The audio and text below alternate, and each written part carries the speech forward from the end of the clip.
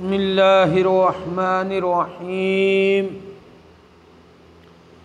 ان الذین یتلون کتاب اللہ واقاموا الصلاة وانفقوا مما رزقناہم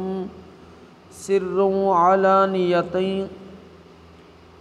وعلانیہ یرجون تجارتا لن تبور صدق اللہ العظیم و صدق رسولہ النبی الکریم الامین ان اللہ وملائکتہ یصلون علی النبی یا ایہا الذین آمنوا صلوا علیہ وسلموا تسلیما الصلاة والسلام علیک یا رسول اللہ وعلی آلک واصحابک یا سیدی یا رحمۃ للعالمین۔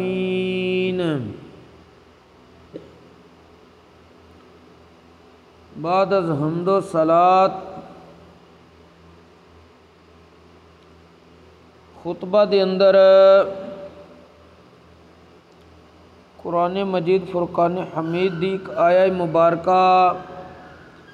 تلاوت کرنے دا شرف حاصل کیتا ہے، جس دے اندر اللہ جل مجدہ الکریم نے ارشاد فرمایا ان الذین یتلون کتاب اللہ، بے شک او لوگ جڑے اللہ دی کتاب دی تلاوت کردے نے، وَأَقَامُوا الصَّلَاةَ اور نماز نو قائم کردے نے، وَأَنفَقُوا مِمَّا رَزَقْنَاهُمْ سِرًّا وَعَلَانِيَةً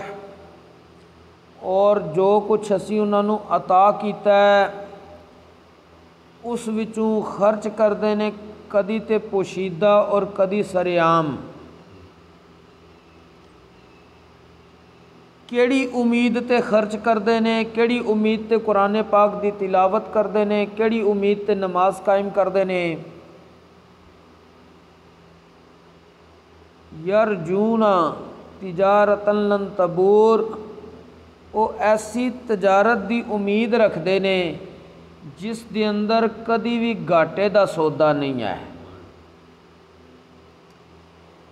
دنیا دے اندر اگر کوئی بندہ تجارت کردا ہے اس نو ہر وقت خطرہ رہندا ہے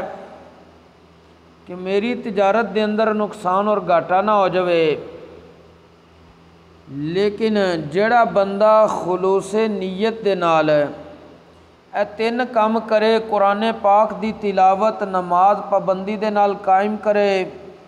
رب نے جو کچھ اس نو عطا کیتا ہے اس وچوں خرچ کرے، کدی تے پوشیدہ کدی اعلانیہ سرعام، رب فرماندا ہے پھر ایسی تجارت دی امید رکھ دے نے جس دے اندر کدی بھی گھاٹے دا سودا نہیں ہے۔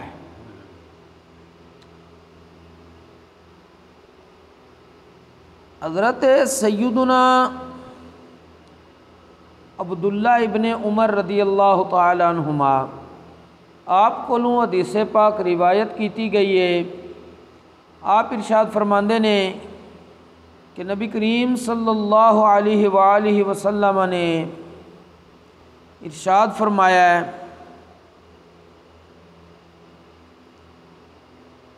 کہ اے جڑے دل نے نا انسان دے، انسانی دل انہاں نو زنگ چڑھ جاندا ہے، انہاں تے جنگال لگ جاندا ہے، جویں پانی دی وجہ تی لوہے نو زنگ اور جنگال لگ جاندا ہے۔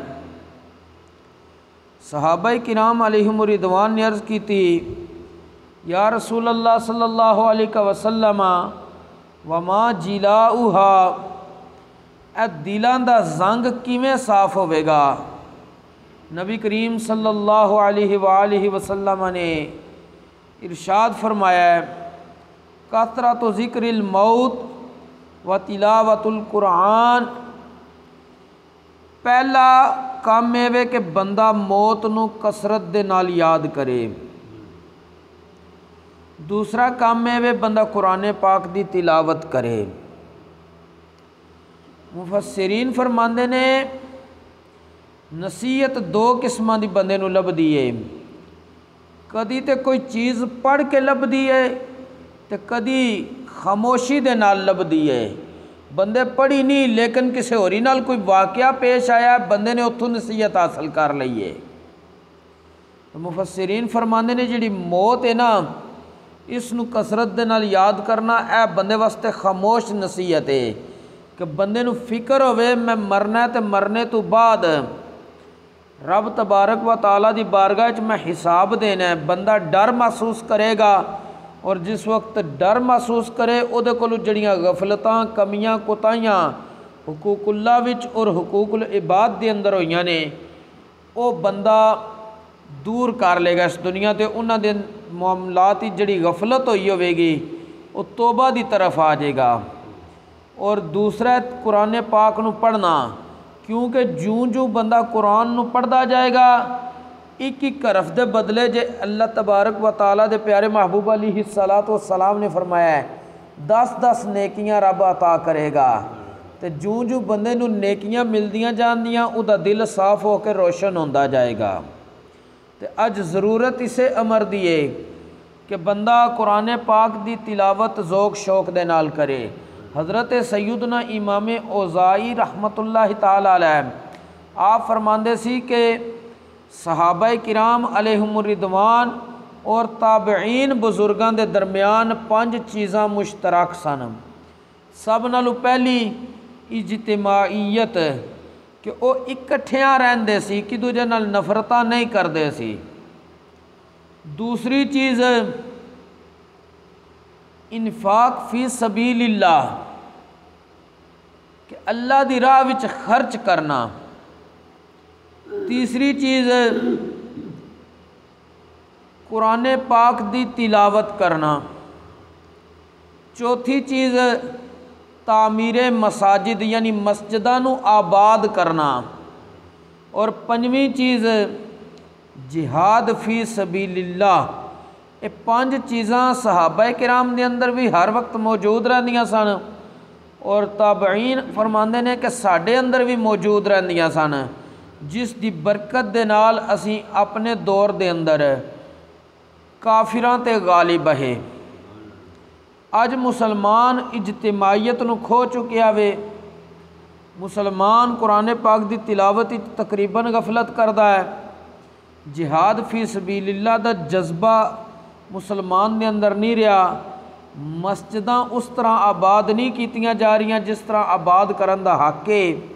صرف اے نہیں کہ انہاں نو خوبصورت تعمیر کر دیو، مسجداں دی اصل آباد کاری ہے پھر اس دے اندر آ کے نماز پڑھو، قرآن پاک دی تلاوت کرو، دین سیکھو سکھاؤ۔ جس وقت اے کم ہوئے گا تے مسجداں پھر آباد ہوندیاں نے۔ مثلاً ایک بندہ کوئی اپنا ذاتی گھر بنا لیندا ہے لیکن اس گھر دے اندر رہندا نہیں، صرف ایک عالی شان گھر محل تعمیر کر لیا وے تو اس نو کوئی اے نہیں کہے گا کہ اے گھر آباد ہے، اے کیا جاندا جی یہ ویران ہو گیا ہے۔ تو مسجداں نو جس وقت بنا لیا جائے عمارت دے لحاظ نال تے نال حق بندا وے محلے داراں دا کہ اس دے اندر آ کے باقاعدہ 5 وقتہ نماز پڑھن، قرآن پاک دی تلاوت کرن، اللہ دا ذکر کرن، دین سیکھن سکھان۔